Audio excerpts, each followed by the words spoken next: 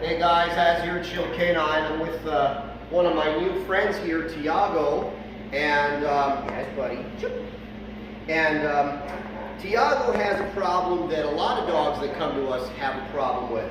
He came to us on a pinch collar, so the owners were already using a pinch collar. I'm not sure for how long, but they were already using it. And Tiago's a big, strong dog. He was quite comfortable hauling on the pinch collar, as you can see.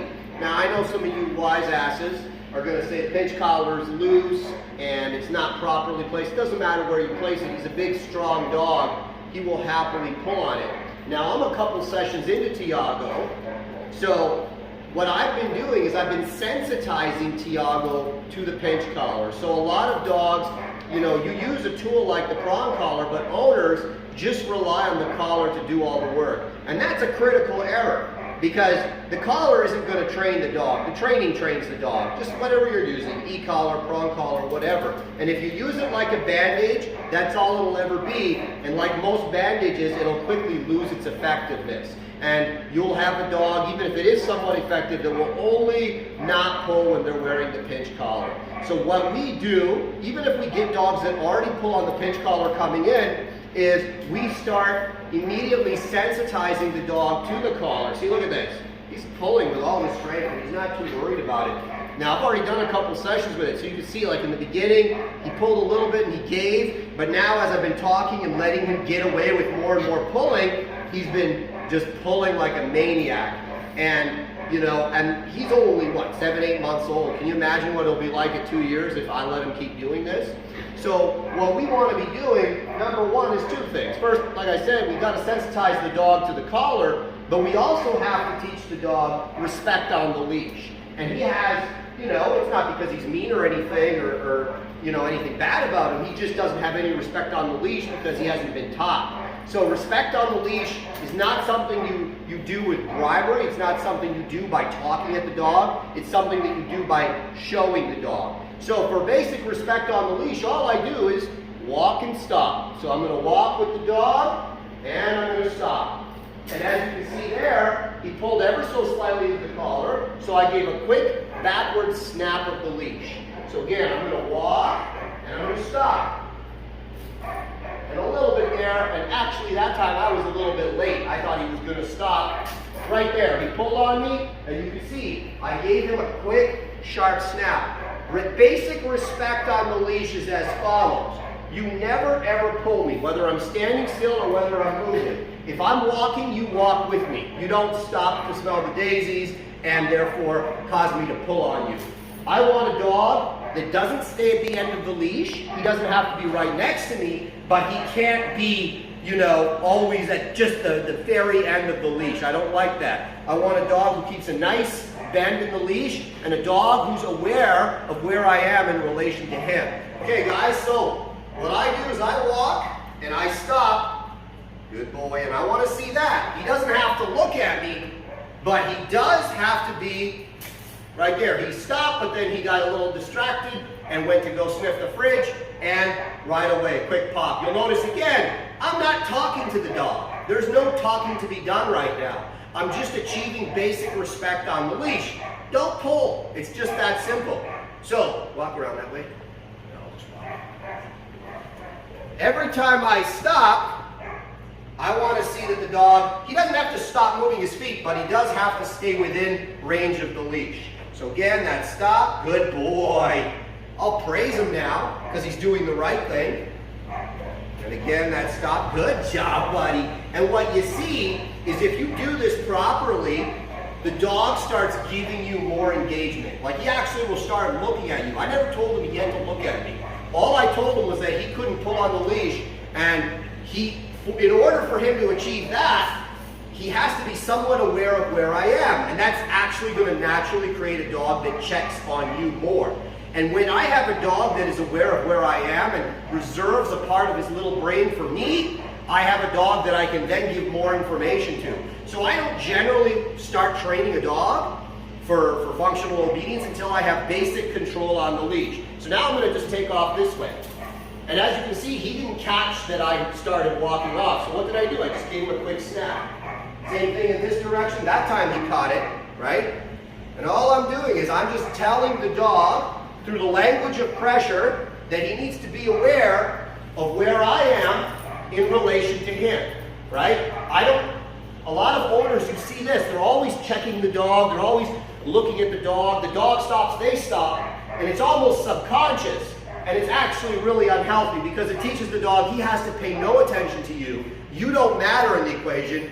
The only thing that matters is his desires and his wants and his goals. And of course you're going to get a dog who starts tuning you out. You're just the idiot on the other end of the leash. What I need from a dog is I need basic respect on the leash, where the dog becomes very, very sensitive to any leash pressure, and he always subconsciously is thinking about me.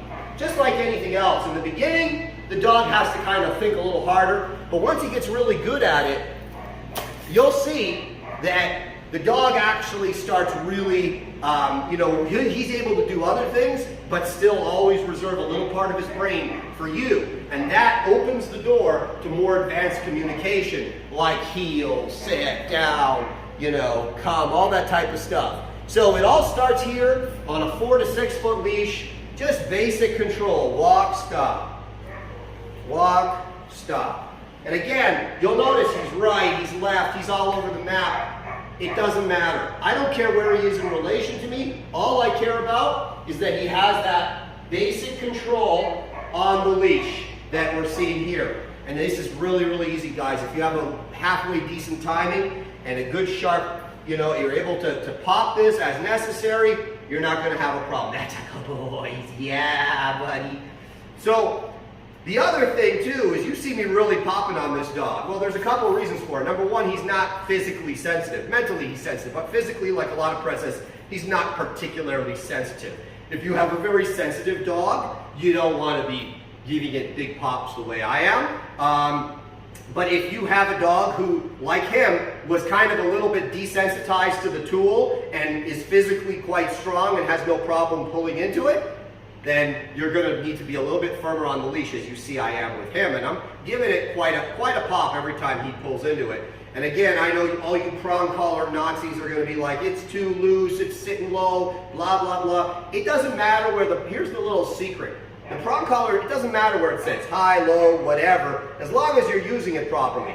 Yeah, you don't want it to be ridiculously loose, where it's kind of like you can push it over his head or he can slip out of it. But at the same time, I'm not going to be too worried whether it's up here or down there, because it really isn't so important at the end of the day. What's important is how you use the tool, not quite where it sits, right? And for me, the prong collar it's like training wheels. The dog's not going to be in it forever, so I'm not too particular about where it sits and exactly how it is. I just want to be able to use it to get my message across to the dog, teach him the basics. That's such a good boy. Teach him the basics, and we're going to go from there. So right there, you can see he pulled ever so slightly, and I'm very intolerant of pulling. And the second he pulled, right away a pop. Now, believe it or not, because this dog is mentally sensitive and not physically sensitive, you saw I didn't quite the pull. He actually turned around and wagged his tail at me. If I said no and gave him a pull, that would actually be a lot more stressful for him. So you'll notice I don't do it anyways, even if the dog is mentally very tough. I still will not do this, but the important thing is for me to just communicate in his language. And dogs, like every living creature on this planet, including you, speak the language of pressure. So once again, I'm going to walk away. And again, you see my dog's paying attention. He knows where I am. I'm going to go back this way. And again, you can see with one finger on the leash, I have a dog that's paying attention and who's sensitive to what I'm doing. I stopped, he stopped. I move away, and I stop, and the dog stops. Right? And I want this here, there, and everywhere. One more thing on this before we sign off. Dogs do not generalize well, so I know he's good in here. If I open this door and I walk outside, he's going to kind of revert a little bit. So what am I going to do? I'm going to walk him through the beginning again, where I walk and I stop, and if he pulls, he's going to get popped. And we're going to rinse and repeat until the dog is showing me the same behavior outside as he's showing inside.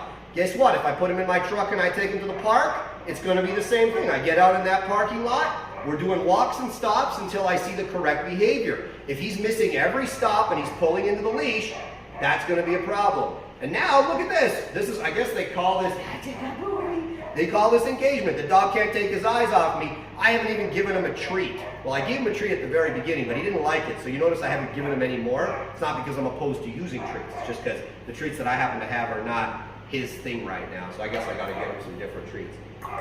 This is just my second day with Tiago here. And as you can see, you know, he's happy to learn because I'm speaking his language.